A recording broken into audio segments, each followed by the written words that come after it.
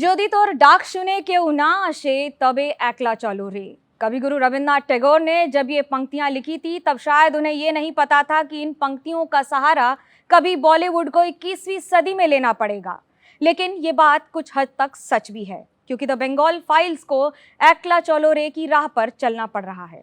लेकिन ये कितना सच है, इस पर बात करने के लिए आज मेरे साथ विवेक अग्निहोत्री जी और पल्लवी जोशी जी हैं।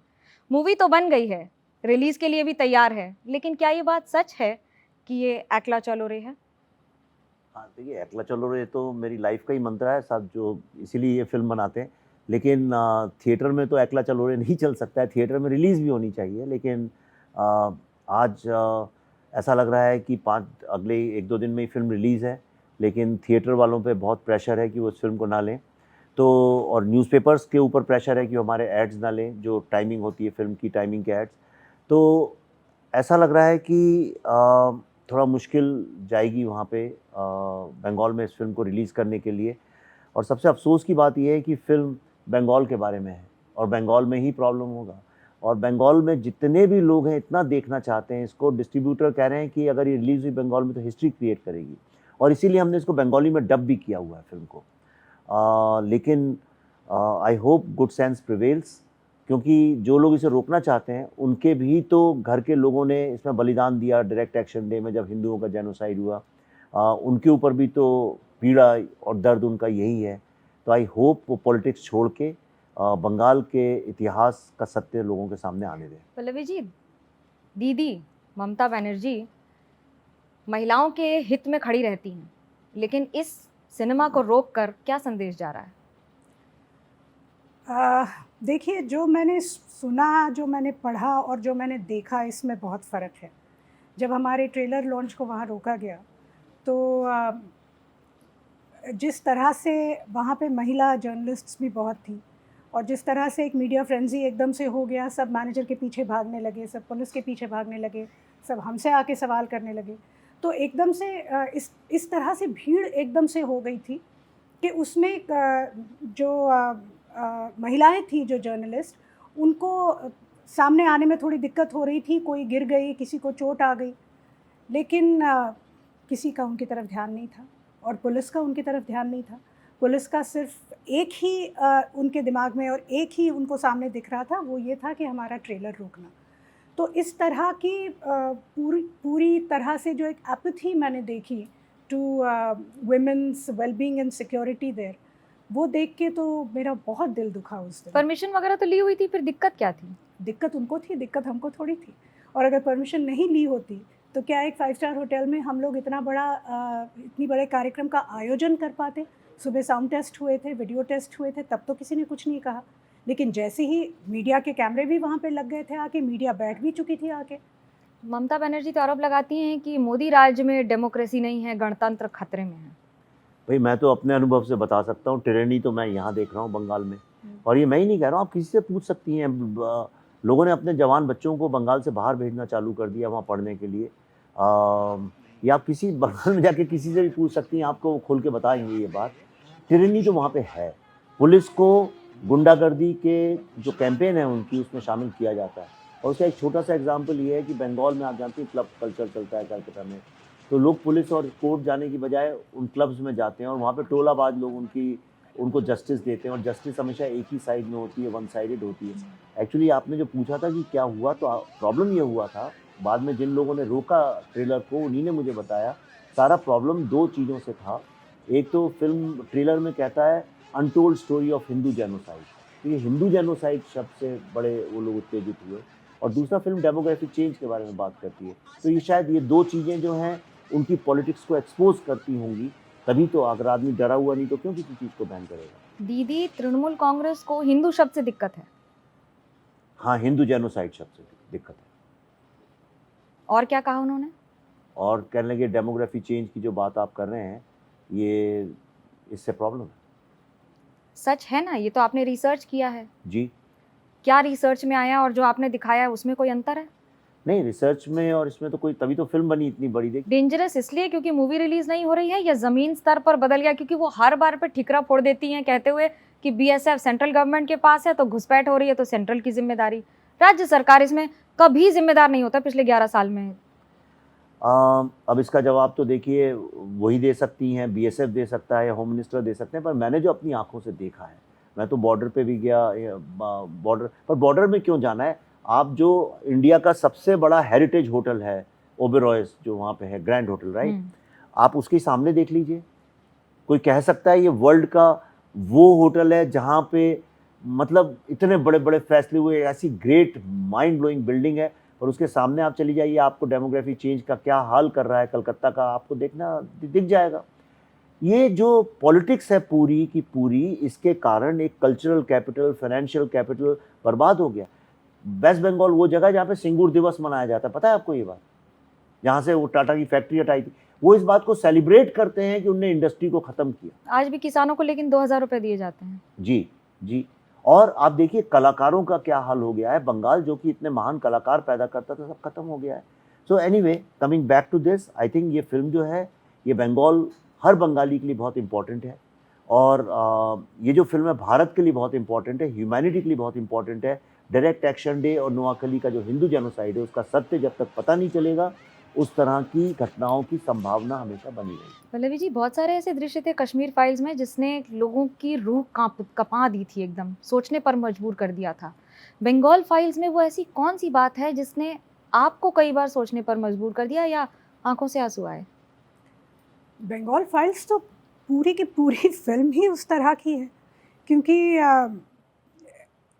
जिस तादाद में लोग मरे हैं, जिस तादाद में जाने गई हैं लोगों की, और जिस तरह से वहाँ नरसंहार हुआ है, कभी कभी जब हम फिल्म मेकर्स की हैट नहीं पहने होते, जब हम सिर्फ एक आम इंसान की तरह सोचते हैं, तो लगता है कि क्या वाकई में हम इंसान जो हैं वो इतनी क्रूएल्टी कर सकते हैं, इतने इनह्यूमन हो सकते हैं। कभी कभी खुद पर ही आश्चर्य होता है कि क्या human beings are they capable of such cruelty. लेकिन यह हुई है, और लोग गए हैं इसमें से, जो औरतों ने झेला है वहाँ पे, वो सोच के कभी कभी रूह कांप बट जाती है। इतिहास के पन्नों से इसे क्या बखूबी हटा दिया गया, मिटा दिया गया कि दिखे नहीं कभी? नहीं, ये देखिए क्या हुआ था कि हम देखा जाए तो जो ये एक वॉर था पार्टीशन का, जो जिन्ना की मुस्लिम लीग और हिंदू कांग्रेस के बीच में हुआ, उस वक्त हिंदू कांग्रेस बोलते थे कांग्रेस को, इनके बीच में हुआ।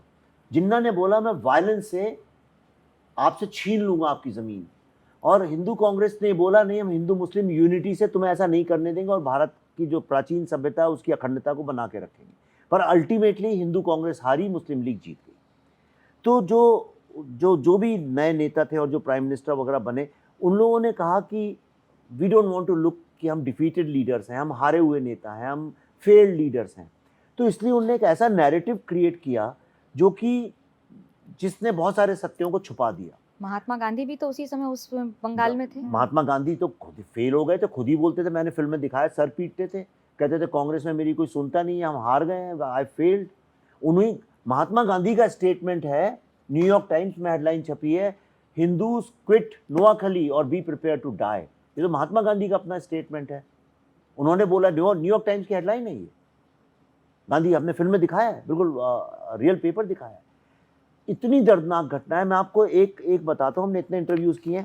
ये mister GB Majumdar x IG police हैं वेस्ट बंगाल के, इंस्पेक्टर जनरल ऑफ पुलिस, उनका है, इंग्लिश में है, चूंकि हिंदी में हम कर रहे हैं, इंग्लिश में ही पढ़ दूँ आप जैसा बोलें, तो हिंदी में ट्रांसलेट कर देता हूँ। वो कहते हैं कि एक दिन मैं निकला और मैंने ऐसी बर्बरता कभी ज़िंदगी में नहीं देखी थी। जब मैं अपनी यूनिवर्सिटी जा रहा था रज़ाबार एरिया की तरफ 16 अगस्त के सुबह, तो जहाँ पे बकरों को, स्लॉटर्ड एनिमल्स मतलब बकरों को लटकाते हैं जिन खूंटों से, वहाँ पे नग्न हिंदू औरतें लटकी हुई थीं, जिनके हाथ और पांव कटे हुए थे और उनको बालों से वहाँ पे लटका दिया गया था। मैंने ऐसा दृश्य ना पहले कभी देखा था, ना ज़िंदगी में कभी देखा। लगभग ये 100 साल की उम्र है इनकी। It was the first time that I saw the open upper of ladies. ये बात बताइए मुझे, आपने होलोकॉस्ट के बारे में देखा है, सुना है, पार्टीशन में ट्रेनें भर भर के आई और आदमी औरतों की, वो आपने देखा है, पर ये कभी आपने सुना था? ये तो सत्य है, इसकी फोटोग्राफ्स भी हैं, इसका वर्णन भी है कई किताबों में। सड़कें डायरेक्ट एक्शन डे आप टाइप करिए, सबसे पहली जो फोटो आती है 10-20, उसमें कंकाल भरे हुए हैं सड़कों पे, और उनको चील, गिद्ध, कौवे बैठ बैठ के उसमें से मांस खा रहे हैं। छोटे छोटे बच्चे पड़े हुए हैं, उनका मांस खा रहे हैं। कोई चिता जलाने वाला नहीं बचा, कोई शहर की सफाई करने वाला नहीं बचा। और आप जानती हैं वहाँ कलकत्ता में बम्बों से पानी आता है, गंगा का रिवर, जिसमें कई आपने देखा होगा बच्चे नहाते रहते हैं, लोग ऑटो धोते हैं, कपड़े धोते हैं।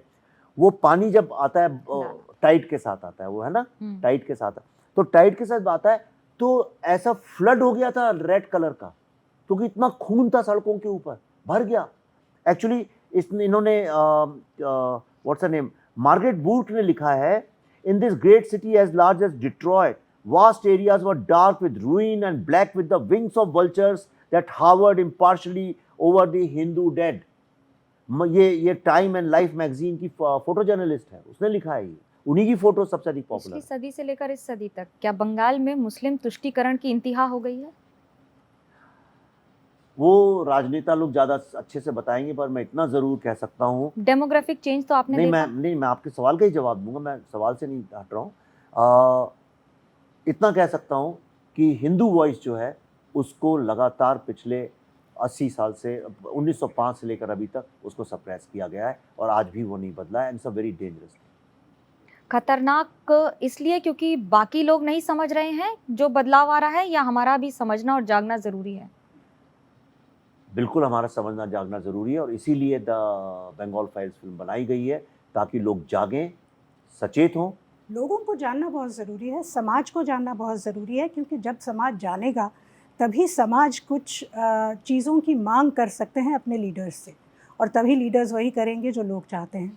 सिनेमा में हमेशा दिखाया गया। एक बात बताना चाहता हूँ, पल्लवी एक बात हमेशा बोलती थी कश्मीर के बारे में, आप बताइए कि ये भारत का प्रॉब्लम है, कश्मीरियों का नहीं है, और वही बंगाल के बारे में सत्य है।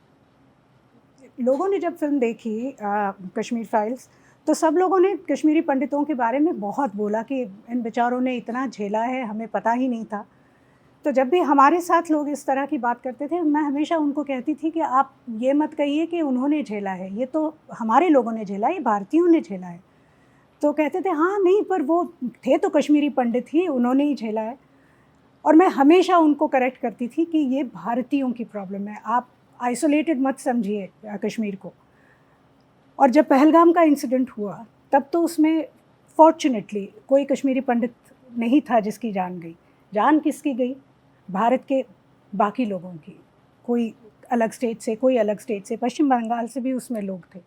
तो अगर ये दहशतवाद जो है वो हमारे दरवाजे पर अगर आकर दस्तक देने लगा है, महाराष्ट्र में, कर्नाटक में, गुजरात में, तो फिर हम ये कैसे कह सकते हैं कि ये सिर्फ कश्मीरी पंडितों की प्रॉब्लम है?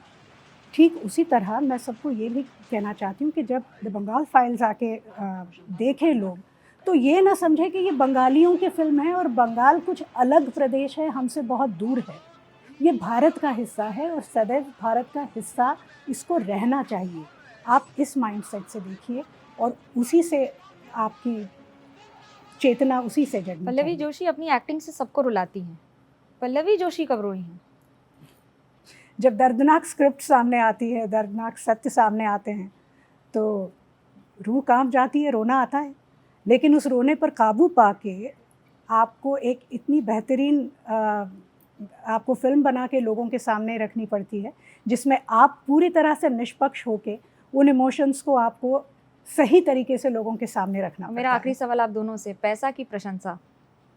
दोनों नहीं। पैसे और प्रशंसा के लिए फिल्म बनानी हो तो फिर तो मैंने लाइन लगा हाँ, दूंगा मतलब वो तो कमर्शियल सिनेमा क्यों ना बनाए फिर हम। तो एक हमने मिशन है हमारा इस तरह की फिल्में बनाने का। भगवान की दया से कश्मीर फाइल्स चली तो हमारी हिम्मत और बढ़ी और थोड़ा बंगाल फाइल्स का बजट भी बढ़ा। अगर बंगाल फाइल्स चलती है तो थोड़ी और बड़ी फिल्म बना सकते अगली हैं। क्या आएगी? पता नहीं, पहले ये तो रिलीज हो जाए। कितना भरोसा है सक्सेस होने का? मैं सच्ची में सोचता नहीं, मैंने बोलूं तो ऐसा अजीब सा लगेगा, लेकिन मामले हो गए कि नहीं अभी तक? कितने हाँ? मामले हो गए अभी तक आप पर? मामले ये देखिए बंगाल पूरा से मामले हुए कि नहीं अभी अरे तक? भयंकर, बहुत इतने सारे। FIR हो गए, देखिए सब भरा पड़ा है। मैं आपके लिए लाया हूँ, कोई पूछे तो दिखाने के लिए। गिनिए इनको, ऐसे पेपर के पेपर हैं ये, FIR हैं सारी, भरा पड़ा है ये सारा का सारा। तो बहुत सारी FIRs हो गई हैं। अभी कल ही रात को ईमेल में आई है।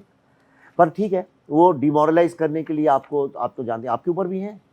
हाँ, मेरे ऊपर भी मामले हैं, कोर्ट में लड़े हैं मैंने। अच्छा, हाँ, तो बस यही है ज्योति कि तोर डाक सुने के ना आशे तब एकला चलो एकला रे। चौलर है। और इस कोई गाने बोल- में कितनी ताकत है ये वही समझेगा जो इसे गाएगा। या, और सही जो है। उस पथ पर चला है। आसान नहीं है, रार नहीं ठानूंगा, हार नहीं मानूंगा, काल के कपाल पे लिखता मिटाता हूँ, गीत नया गाता हूँ। अटल बिहारी जी की इन पंक्तियों के साथ इस शो को यहीं खत्म करते हैं, लेकिन आप बंगाल फाइल्स देखकर जरूर बताइएगा कि आखिरकार ये मूवी थी कैसी, क्योंकि सिनेमा ही है जो इतिहास के पन्नों में अपनी एक अमिट छाप छोड़ जाती है।